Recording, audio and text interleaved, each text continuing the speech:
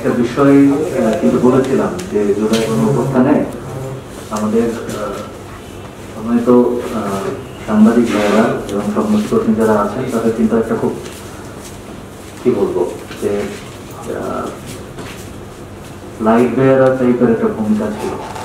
যে পরিস্থিতিটা আপনারা নিজেরাই বলেছেন, এখন যে অনলাইন সোশ্যাল মিডিয়া আছে সেটা একটা খুব ইম্পর্টেন্ট রোল ছিল, এবং সেটা কিন্তু মানে এনকারেজ করা কিংবা ইন্ট্রিক করা এটা আপনাদের ওই সাপ্লিমেন্টেশন ছাড়া কিন্তু এটা এই লেভেল পর্যন্ত যেত না।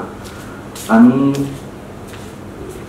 খুব রেসপেক্টফুলি হচ্ছে যে আপনাদের সেই কন্ট্রিবিউশনটাকে অ্যাকনলেজ করতেছি আমি ইন ট্রু সেন্স, এটা শুধু বলার জন্য বলছি না, কারণ আপনাদের এই ডেমনস্ট্রেশন কিংবা আপনাদের যে ছোট ছোট এফোর্ট কন্ট্রিবিউশন যেটাই বলেন না কেন, পুরো চিত্রটা ওই সময়ের যে পরিস্থিতি ছিল সেটা তুলে ধরার জন্য আপনারা নিজেরাও স্বীকার করেছেন যে আপনারা চেষ্টা করেছেন কিন্তু সবসময় সেটা পসিবল হয়নি।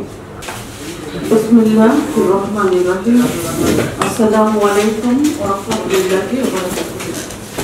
আজকের এই অনুষ্ঠান জুলাই বিপ্লবে সাংবাদিক এবং সুশীল সমাজের ভূমিকা শীর্ষক আলোচনায় আমাদের সামনে উপস্থিত রয়েছেন সম্মানিত সাংবাদিক বৃন্দ, সুশীল সমাজের প্রতিনিধি বৃন্দ, সরকারি বেসরকারি দপ্তরের সম্মানিত কর্মকর্তা বৃন্দ, গণ্যমান্য ব্যক্তিবর্গ, অন্যান্য সকল উপস্থিতি, সবাইকে শুভ অপরাহ্ন, আন্তরিক অভিনন্দন ও প্রাণঢালা শুভেচ্ছা জানাচ্ছি।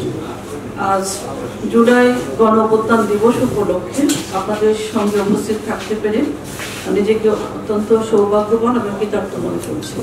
এই দিবসটি আমাদের জাতির ইতিহাসে এক গৌরবময় অধ্যায় সৃষ্টি করেছে। এই দিনটি আমাদের জাতির জন্য ঐতিহাসিক প্রেক্ষাপট সৃষ্টি করেছে, যেখানে ছাত্র জনতা, শিক্ষক, সাংবাদিক, নারী পুরুষ নির্বিশেষে সবাই তৎকালীন সরকারের চরম দমন নিপীড়নের বিরুদ্ধে গণতন্ত্র পুনরুদ্ধারের লড়াই ঐক্যবদ্ধ হয়ে সোচ্চার হয়েছিলেন।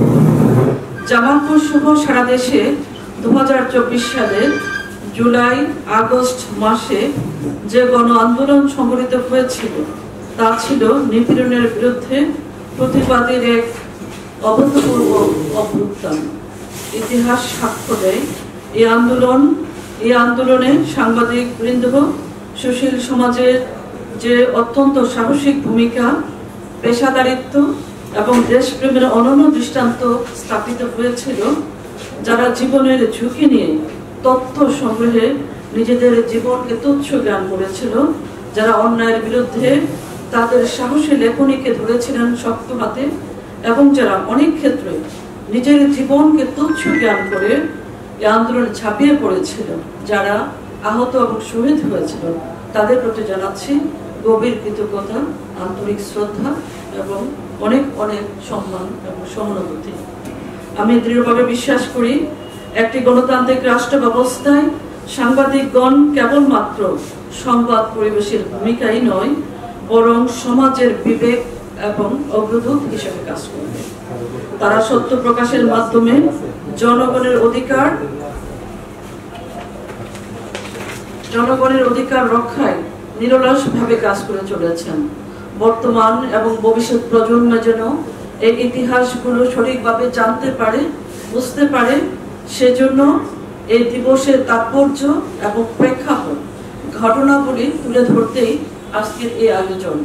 জেলা প্রশাসনের পক্ষ থেকে জুলাই গণঅভ্যুত্থানের স্মরণে আমরা এই যাবৎকাল সরকারের পক্ষ থেকে যেসব কর্মসূচি বা কার্যক্রম গ্রহণ করেছিলাম, শুধু আমি জেলা প্রশাসন বলবো না, সারা দেশে তার কিছু আংশিক অংশ আমি পড়ে শোনাই।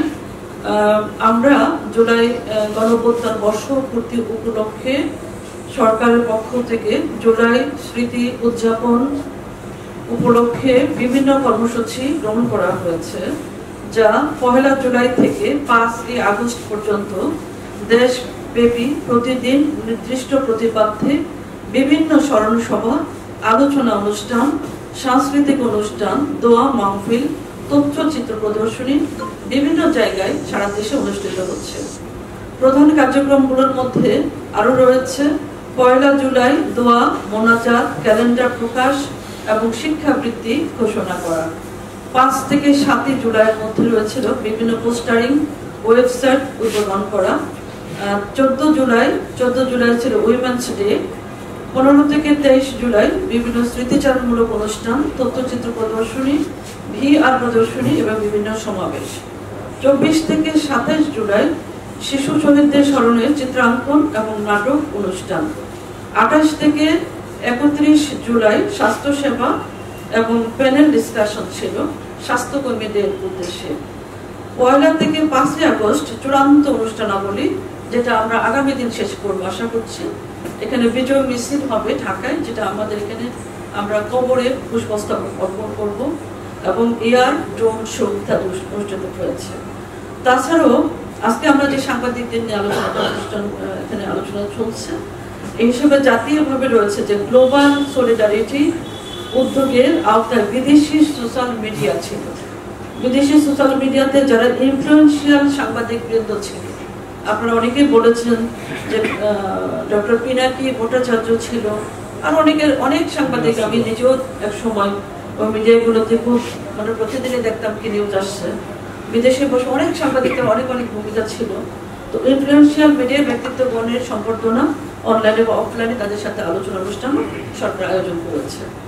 তো আমরা এগুলো একটু আপনাদের সামনে উপস্থাপন করলাম। তারই একটা অংশ হিসাবে যদিও জেলা পর্যায়ে সাংবাদিক সুশীলদের সাথে জেলা প্রশাসককে করতে হবে অনুষ্ঠানটি এমন বলা হয়নি, কিন্তু আমাদেরকে একটি আদেশ দেওয়া হয়েছিল জেলা পর্যায়ে জুলাই উপলক্ষে সাংবাদিক সুশীল এবং ছাত্রগণের যে বিভিন্ন ডকুমেন্টেড হয়েছে তথ্যপত্র, যেটা আকি বলেছে এটা হতে হবে পাবলিশ না হলে সেটা তথ্যপত্র যাচাই করছে। তো পাবলিশ ডকুমেন্টগুলো সংগ্রহ করে বিভিন্ন আপনাদের পত্রিকার কাঠি, আমাদেরকে যদিও বা প্রিন্টেড কপিটার কথা বলেছে, আমরা ইভেন দেন আপনাদের ডকুমেন্টের যদি পাবলিশ কোনো চ্যানেলে হয়ে থাকে ওটাও আমরা নেব। এগুলো সংগ্রহ করে আমাদের ন্যাশনাল আর্কাইভে প্রেরণ করতে হবে।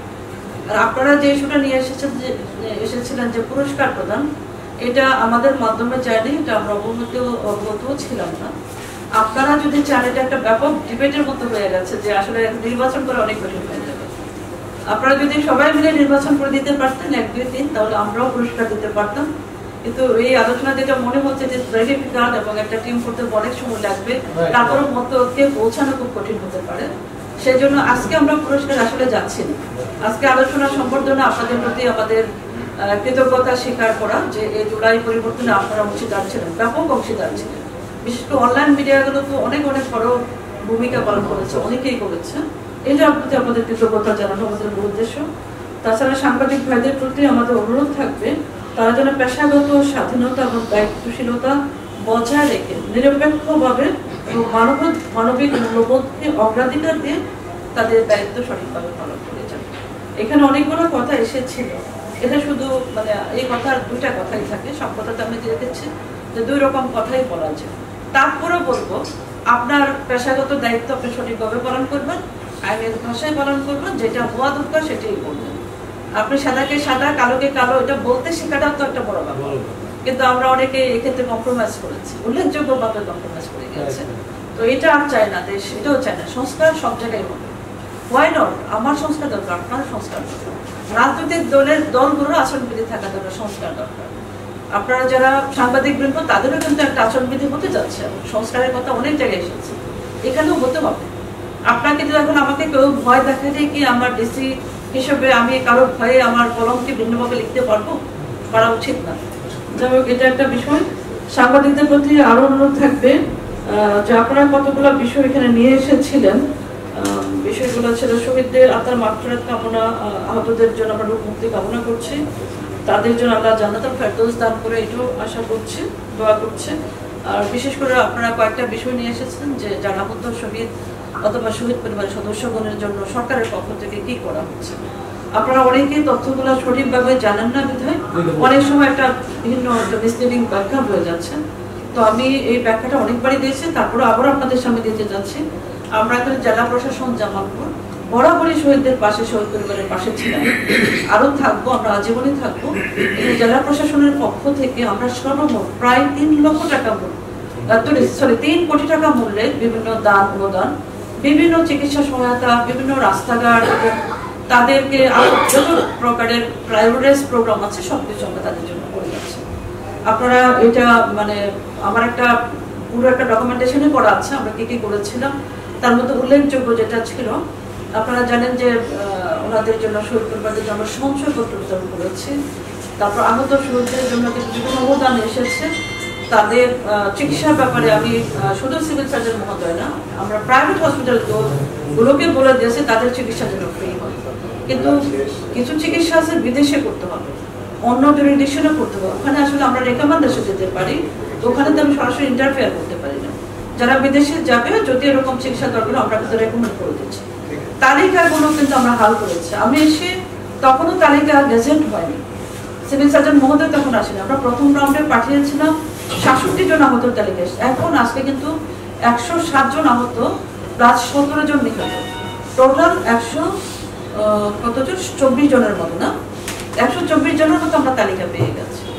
আমরা শহীদদের কবর পাকাকরণের কাজ হাতে নিয়েছি, অধিকাংশ কবর প্রায় পাকা হয়ে গেছে।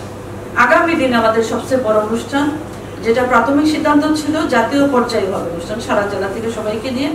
পরে আমার সম্মানিত উপদেষ্টা মহোদয় আমাদেরকে জেলা প্রশাসকগণকে বলেছে স্ব জেলায় তাদের অনুষ্ঠানটা বড় পরিসরে সকলকে নিয়ে আমরা যেটা আয়োজন করেছি আগামীকাল শিল্পকলা একাডেমিতে প্রোগ্রামটা হয়েছে সকাল 10:30টায়। কিন্তু বিফোর দ্যাট জেলা প্রশাসক নিজে তার এডিসি গণ ইউনো মেসেজ আন্দোলনের মাধ্যমে আমার জেলার 17টি কবর আছে সেসব কবরগুলোতে সহজে পেয়ে গিয়ে আমরা পুষ্পস্তবক অর্পণের মাধ্যমে আগামী দিনে আমাদের যাত্রা শুরু হবে।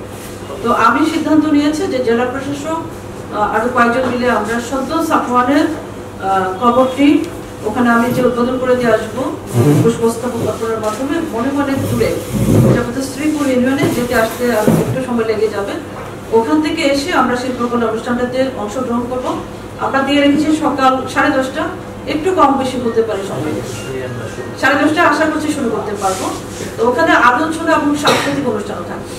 তো আমরা আপনাদের জুলাইয়ের মায়েরা, মেয়েরা, বাবারা, অভিভাবকরা, জুলাই আহত শহীদগণ এবং আপনারা একটা বড় উপস্থিতির মাধ্যমে আমরা কালকে এই প্রোগ্রামটা আশা করছি সম্পন্ন করতে পারবো এখানে।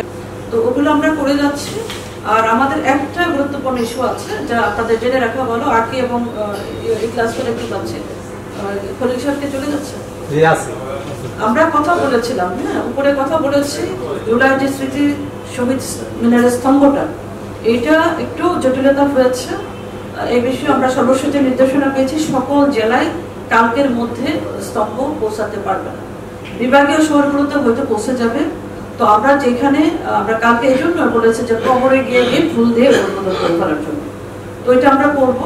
পরে হচ্ছে আমরা আলোচনা অনুষ্ঠানটা করবো, পরে আসবে স্তম্ভটা, পরে আসবে। আমাদের তো স্থান নির্বাচন করা আছে, পরে আসলে আমরা ওখানে আবার স্থাপন করবো, সকলকে নিয়ে দেওয়ার মাধ্যমে আবার পুনরায় আমরা এটা প্রতিস্থাপন করে দিয়ে আসবো। তারপর আমাদের সকল সহযোগিতা অব্যাহত থাকবে। আর আপনাদের আমরা কিন্তু উইমেন্স ডে করেছিলাম মায়েদেরকে নিয়ে, গত পরশুদিন না আমরা জুলাইয়ের মায়েদের নিয়ে অনুষ্ঠান করেছিলাম 2 তারিখে। জুলাইয়ের মেয়েরা মায়েরা একাধিকবার, এবার কিন্তু মেয়েরা চারটা প্রায় প্রোগ্রাম পেয়ে গেছে। ইভেন আমার সকল উপজেলা ইউনো সাহেবরা দোয়া কিন্তু আমরা কওমি মাদ্রাসা পর্যন্ত একাধিকবার দোয়া করেছে। আপনি তো সবাইকে জানিয়েছেন দোয়ার আয়োজন হয়েছে। ইভেন এবার স্কলারশিপের আয়োজন করা হচ্ছে, যে কলেজ ইউনিভার্সিটিতে কিন্তু বাচ্চারা এই উপলক্ষে বৃত্তি প্রদান করা হচ্ছে। তো এই বিষয়গুলো আপনারা জেনে রাখবো। আর অনেকগুলো আছে, আমাদের কিন্তু 36টা ডকুমেন্টারি আছে, বিটিভিতে আছে। জুলাই ফরএভার একটা ওয়েবসাইট আছে, ওখানে কিন্তু নিয়মিত সকল ডিসিরা এগুলো কিন্তু আপলোড করা হয়। আপনারা চাইলে ওটা ভিজিট করতে পারেন। আমাদের ওয়েবসাইটে, আমাদের ফেসবুকে কিন্তু আমরা নিয়মিত আপলোড করে যাচ্ছি, আপনারা এখানেও চাইলে দেখতে পারেন। তো আমরা জুলাই নিয়ে যথেষ্ট সচেতন আছি, জুলাই নিয়ে আমরা হাইলি কনসার্ন। আমরা কিন্তু ইতিপূর্বে আপনারা জানেন কারণের সবই কিন্তু যুবক্রিয়া সচিব মহোদয় জেলা প্রশাসক জামালপুরকে একটা থ্যাঙ্কস লেটার পাঠিয়েছে, স্পেশালি লেডি ডিসিরা ভালো করছে এরকম কথা লিখে কিন্তু দিয়েছে। ঠিক আছে, ওখানে আমরা 124টা ইভেন্ট করেছিলাম, সবাই 124টা ইভেন্ট দিয়েছে, 27,000 লোকের সংশ্লেষ হয়েছে।